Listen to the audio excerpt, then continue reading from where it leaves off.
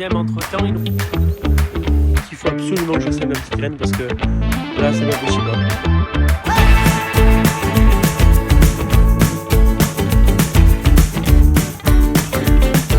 Salut à tous. Voilà, nouvelle vidéo cette semaine. On part pour les semis de céréales, je suis trop content. Triticale et blé vont être semés par l'entreprise ce matin. Enfin, il va commencer ce matin. Après, je sais pas trop comment ça va se passer. Est-ce qu'il lui faut plusieurs jours? Est-ce qu'il faudra qu'il revienne? Normalement, il doit pleuvoir un peu ils ont prévu un petit peu de pluie en fin de journée, donc vers je crois 17h. Voilà, là je suis en voiture et je pars direction là où j'ai les terres à céréales. Je vous reprends tout à l'heure. À tout à l'heure.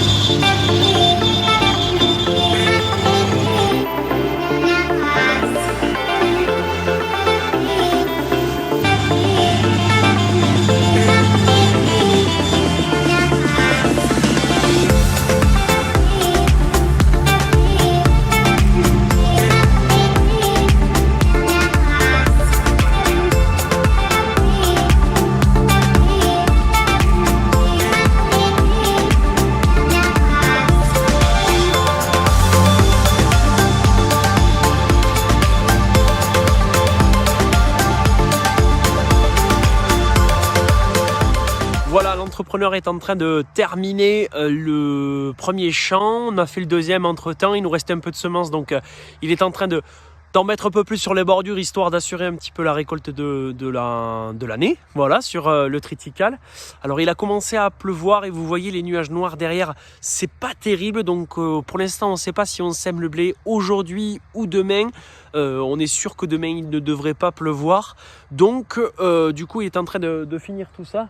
Vous voyez, il est en train de regarder dans la trémie s'il en reste un petit peu pour continuer. Et puis voilà, vous voyez, je vous ai mis un petit peu toutes les images que j'ai pu filmer pour vous montrer. Une technique assez spéciale pour semer la céréale, mais c'est pas mal, c'est un semis simplifié, ça permet des économies de carburant, des économies de temps, parce qu'il va quand même assez vite. Le chauffeur me disait qu'il allait entre 10 et 11 km/h, c'est pas mal, en sachant que un semoir traditionnel avec une herse rotative et un semoir, on va plutôt entre 2 et 3 km/h, c'est quand même un vrai gain de temps. Voilà, je vous laisse avec ça et on se retrouve après, à tout à l'heure.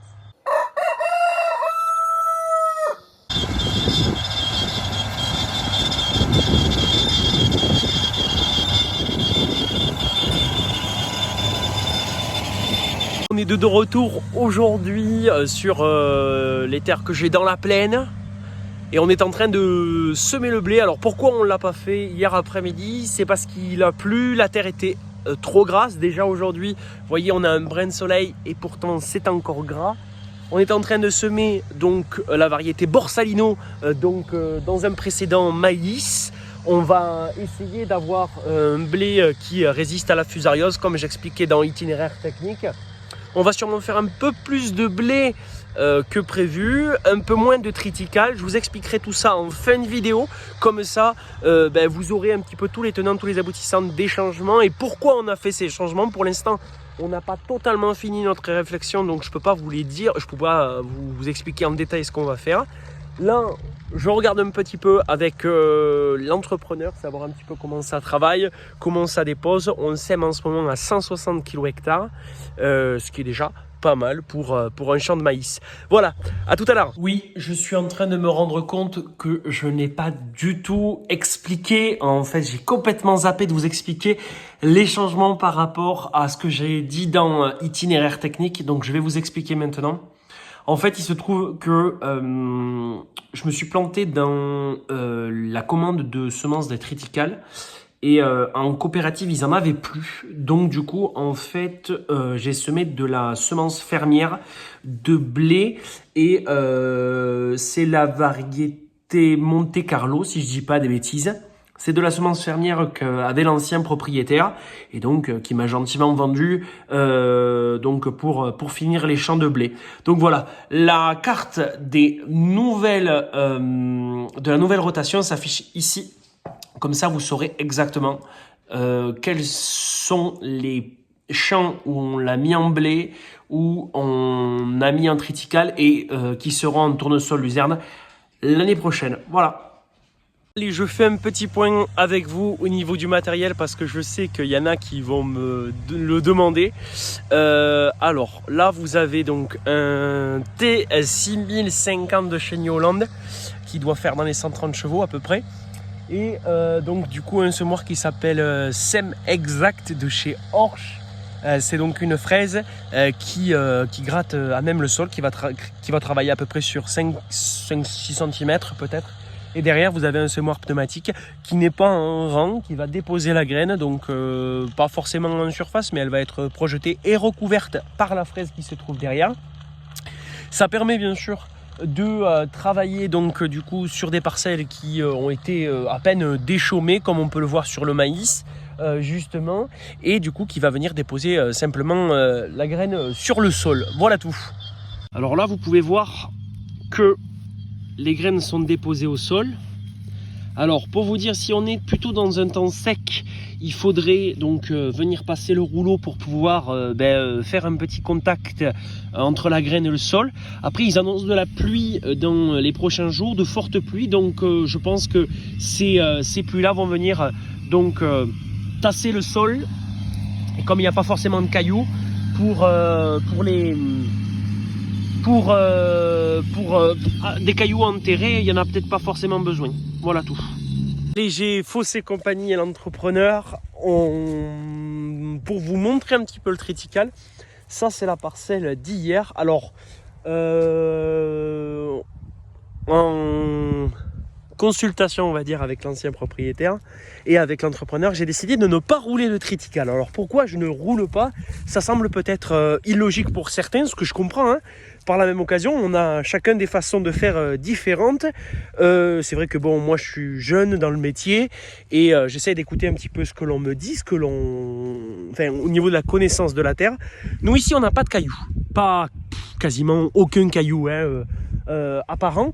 Donc sur des terres céréalières, il a plu hier 6 mm. Donc ça nous permet de ne pas rouler. En sachant également que ce soir, il ne devrait pas pleuvoir, mais il devrait pleuvoir à partir de mercredi soir. Donc le triticale devrait se tasser. Déjà on le voit, il y a très peu de graines par rapport à hier qui sont donc en surface. Elles sont descendues grâce à la pluie, elles ont été tassées. Et donc du coup c'est vrai que bon, on a bon espoir que ça lève sans rouler, ce que faisait très très souvent, à part vraiment en période de sécheresse où il faut avoir un contact terre autrement que par la pluie. Directement sur la terre. Deux avantages à ça. Déjà, sans rouler, on limite le compactage. C'est un peu dans la démarche un petit peu de ce semi simplifié, on limite le compactage de la terre. C'est-à-dire que on va éviter de labourer et de créer une semelle de compaction qui donc sera la conséquence du non-labour derrière. Alors je ne suis pas en non-labour, vous le verrez. Il y a des terres que je vais labourer, mais j'essaye d'éviter de labourer. Voilà, toujours dans cet état d'esprit d'agriculture de conservation. Alors c'est vrai qu'on parle beaucoup d'agriculture de conservation, c'est presque un gros mot dans l'agriculture, mais non, il ne faut pas avoir honte de le dire. J'essaye de bien traiter ma terre et que la terre soit belle et que j'ai de moins en moins de labour. Parce que malgré tout, hors agronomiquement, hein, bien sûr ça a plein d'avantages de ne pas labourer et de labourer. Le labour a des avantages, mais ils en ont... Mais ça a aussi des désavantages, dont la création de semelles de labour, Mais ça a aussi des avantages de ne pas labourer, ça a aussi des avantages. Déjà des avantages économiques, parce que de toute façon il faut bien que quelqu'un laboure. Le labour prend beaucoup de temps par rapport à d'autres outils. Par exemple le semoir, là on va à 11 km/h et on travaille sur 3 mètres. Travailler à 11 km/h avec une charrue qui prend 3 mètres, ben franchement il faut du gros matos qui n'est pas du tout dans ma portée en termes d'argent. Mais c'est-à-dire qu'il n'y a pas que la charrue derrière. Il faut aussi que dans le même passage, vous passiez la herse rotative en reprise de labour, et après derrière, il vous faut passer le semoir. Vous vous rendez compte de tout ce que le travail, tout ce que fait le travail de ce SEM exact de chez Horsch, de mon entrepreneur. Ça fait beaucoup de travail en un seul passage. C'est vraiment économiquement parlant une bonne chose, parce que j'ai pas acheté le T6, j'ai pas acheté le semoir, j'ai pas acheté la charrue.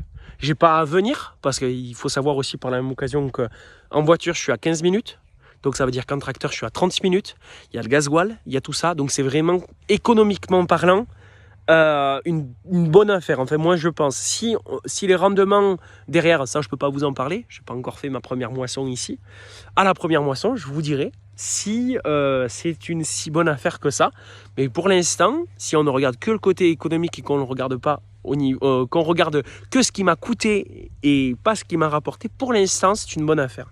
Après bien sûr c'est vrai qu'il se peut qu'à la moisson ça soit des semi-ratés, et donc semi-raté dit moisson mauvaise, donc ça on verra bien au mois de juillet. Mais bon, on n'en est pas là. Moi je sais que l'ancien propriétaire l'a déjà fait sur ces terres-là, et ça a plutôt bien fonctionné cette année, donc on va dire pourquoi pas, on ne sait jamais, pourquoi pas ça marche bien et on fait de bonnes moissons. Voilà. Je vous laisse sur ça. Là je vais aller rejoindre l'entrepreneur, on va aller récupérer quelques semences et on va aller continuer du coup les semis de blé. Je vous reprendrai ou pas, je ne sais pas au niveau de l'organisation de ma journée. Je vous en laisse là et je vous retrouve juste après.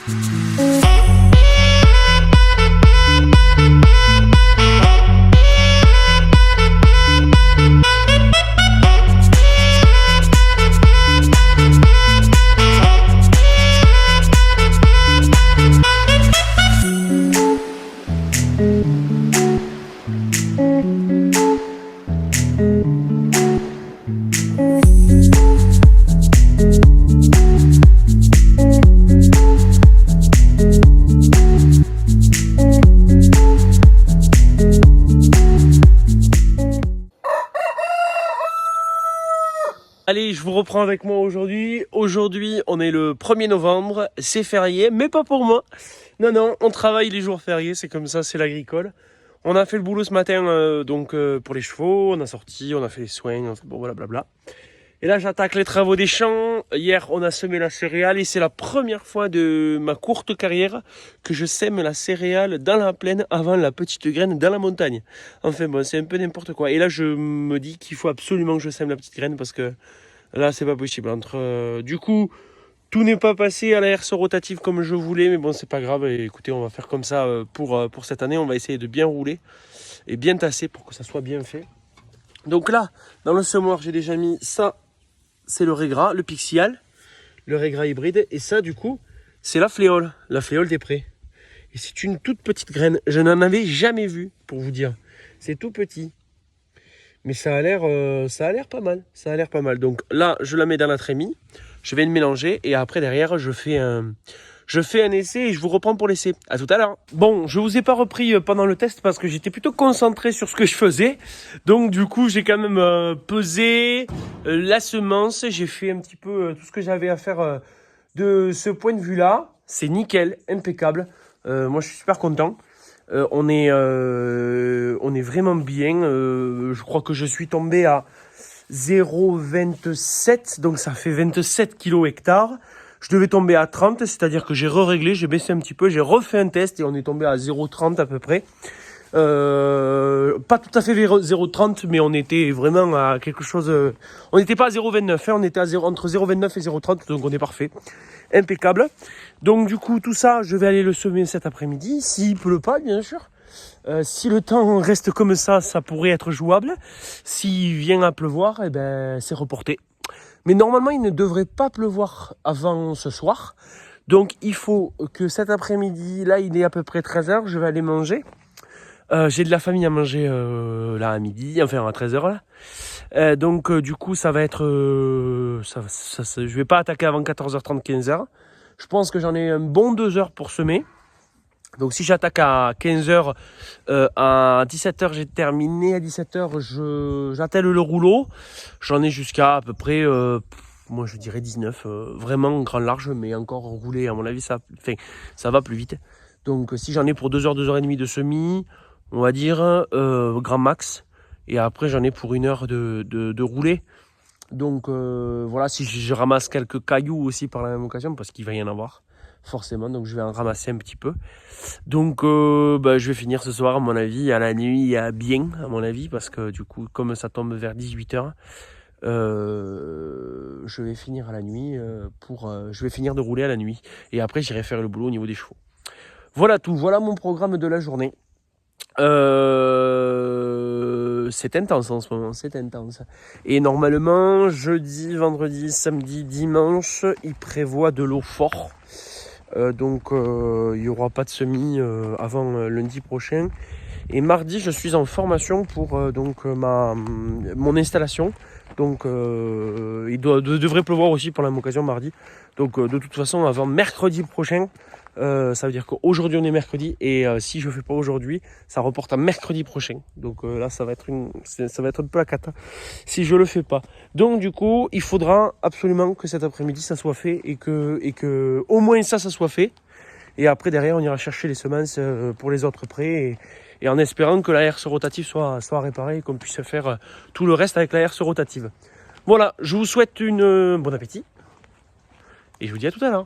A few moments later. Allez, je vous reprends avec moi. On va essayer d'aller partir semer. On va essayer de faire un test. Alors, en ce moment, il est 16h. Je pensais commencer plutôt vers 15h. Mais malheureusement, il s'est mis à pleuvoir vers 14h30. Et du coup, j'ai pas du tout eu le temps d'y aller. Enfin, le temps, la météo pour y aller. Je préfère qu'il s'arrête de pleuvoir avant d'y aller. Donc du coup, c'est ce que je vais faire maintenant. Donc du coup, j'ai 1 heure de retard.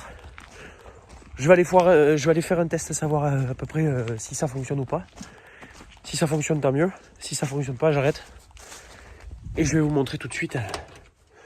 Vous allez savoir tout de suite si ça fonctionne ou pas. Allez, à tout à l'heure.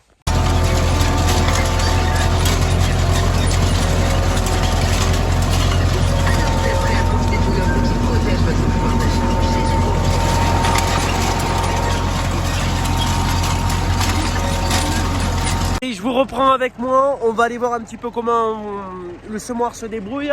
J'ai fait 2-3 allers-retours, vous voyez là où ça a été semé là, de ce côté-là. Et de l'autre côté, vous voyez là où c'est pas été semé. Alors oui, c'est pas les conditions optimales pour semer de la petite graine, je vous l'avoue. Mais quand même, je trouve que le boulot se fait plutôt bien. Je vais essayer de vous montrer un petit peu comment ça fonctionne et où on en est. Alors c'est vrai que ça va pas très profondément. Donc c'est là où c'est important de rouler. Vous voyez, là on les voit bien. Les graines sur le sol, on voit bien le régras. Alors les graines de fléole, je les cherche pas, c'est tellement petit que je ne les vois pas. Déjà que les graines de régras, faut les chercher. Les graines de fléole, je les cherche même pas. Après, franchement, là on les voit bien là, au niveau des roues. Mais c'est juste déposé, ça va être plutôt pas mal. La terre, elle est bien, très bien même. Elle est bien fraîche. Donc c'est parfait. Par contre, il va falloir rouler à tout prix ce soir. Donc je prends pas de retard et j'avance dans mon semi. Parce que on n'est pas couché. Allez, à tout à l'heure.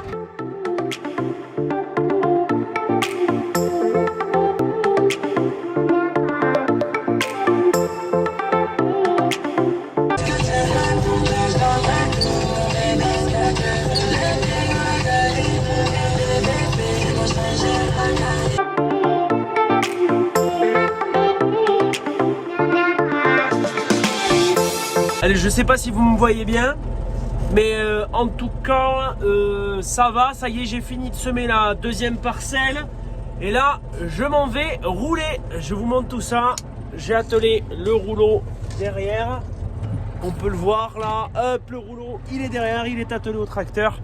Et on s'en va rouler. Et à mon avis, on en a pour quand même une bonne heure. Allez, à tout à l'heure. Et je vous reprends avec moi.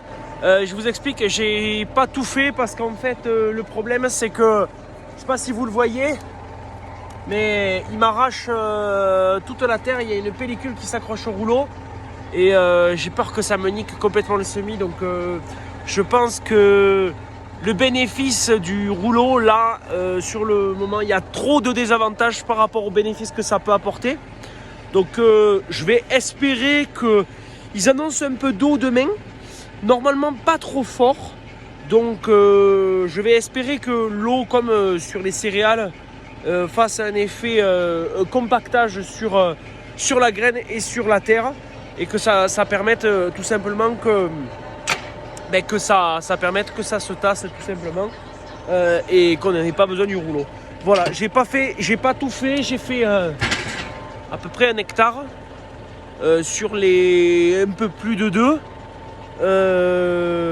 Voilà, l'hectare qui me semblait le plus adepte à recevoir le rouleau. Et en plus, voilà, s'il me fait ça sur l'hectare qui est le plus adepte à recevoir le rouleau, j'ose même pas imaginer sur l'hectare qui ne serait pas, qui n'est pas forcément et même pas du tout propre à recevoir le rouleau. Voilà, où la terre a beaucoup plus été remuée, beaucoup plus travaillée quand c'était mou. Donc ça a soulevé beaucoup plus de terre et beaucoup plus de cailloux. Donc on va faire comme ça et on va espérer que ça aille, quitte à venir rouler un peu plus tard. Un peu plus tard ça m'étonnerait, mais bon. Voilà, bon, mais on va ranger le tracteur et c'est une fin de journée et une fin de vidéo pour nous. Parce que fin de semaine, il va pleuvoir et je risque de faire autre chose. Et donc ce sera le but d'une autre vidéo. Donc j'espère que cette vidéo semis vous aura plu. Vous avez vu le semis de céréales, triticale et blé. Et vous avez vu le semis de petites graines aujourd'hui avec moi. Voilà, n'hésitez pas, likez, commentez, partagez. Voilà, vous n'hésitez pas. Si vous avez quelque chose à demander, n'hésitez pas aussi. Dans les commentaires, vous me le dites. Merci de votre soutien à tous. Tous vos commentaires sont chaleureux. Donc ça me fait plaisir et ça me donne envie de travailler. En ce moment, c'est pas facile. Et vos commentaires me font plaisir.